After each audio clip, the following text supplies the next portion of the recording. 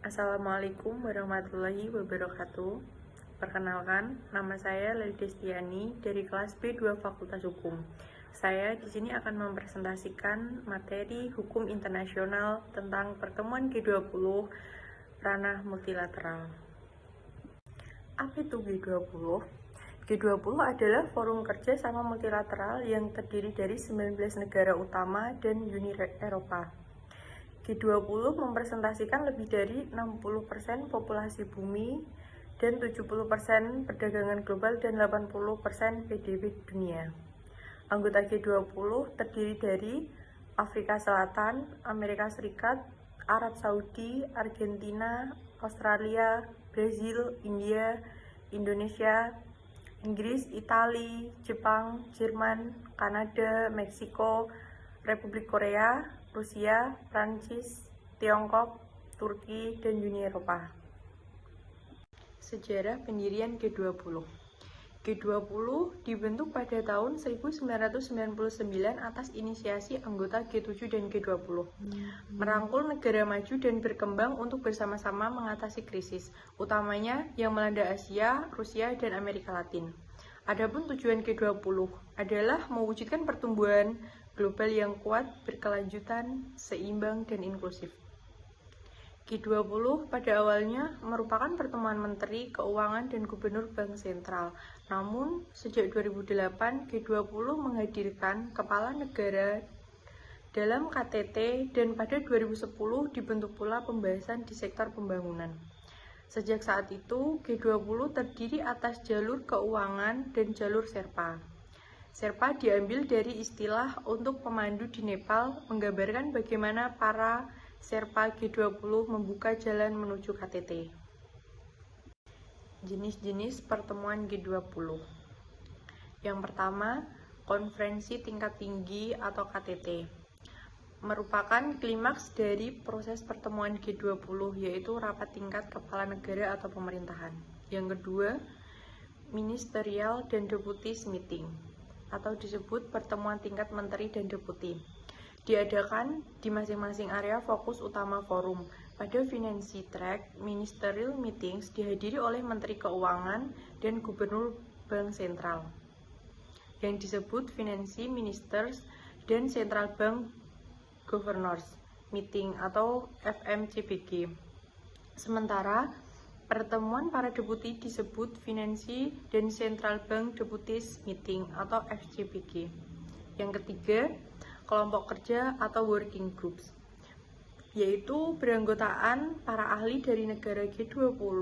Working groups menangani isu-isu spesifik yang terkait dengan agenda G20 yang lebih luas, yang kemudian dimasukkan ke dalam segmen kementerian dan akhirnya konferensi tingkat tinggi. Peran nyata G20. Peran nyata G20 ada 4, yaitu yang pertama, penanganan krisis keuangan global 2008, yang kedua, kebijakan pajak, yang ketiga, kontribusi dalam penanganan pandemi COVID-19, dan yang terakhir, isu internasional lainnya termasuk perdagangan, iklim, dan pembangunan.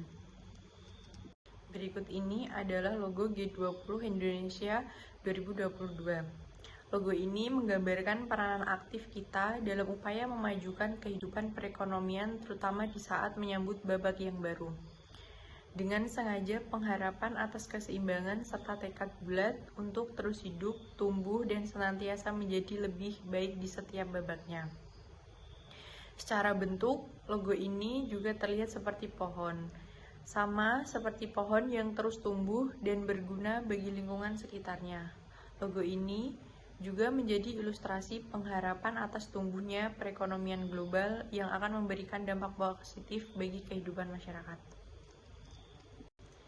Pilar Presidensi G20 Indonesia 2022. Yang pertama, memperkuat lingkungan kemitraan, mendorong produktivitas, meningkatkan ketahanan dan stabilitas, memastikan pertumbuhan berkelanjutan dan inklusif. Yang terakhir, kepemimpinan kolektif global yang lebih kuat. Manfaat G20 bagi Indonesia. Yang pertama, presidensi G20 di tengah pandemi membuktikan persepsi yang baik atas resiliensi ekonomi Indonesia terhadap kritis. Yang kedua, merupakan bentuk pengakuan atas status Indonesia sebagai salah satu negara dengan perekonomian terbesar di dunia, yang juga dapat mempresentasikan negara berkembang lainnya.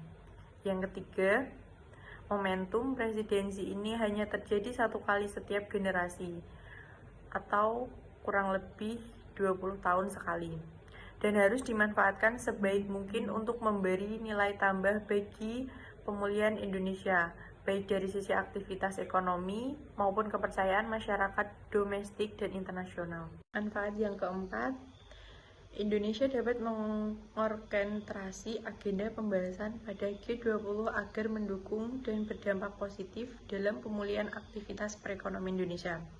Manfaat yang kelima, yaitu menjadi kesempatan menunjukkan kepemimpinan Indonesia di kancah internasional, khususnya dalam pemulihan ekonomi global.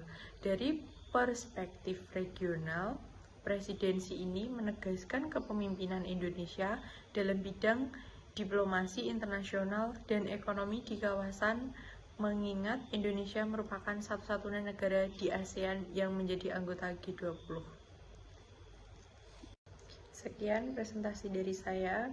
Wassalamualaikum warahmatullahi wabarakatuh.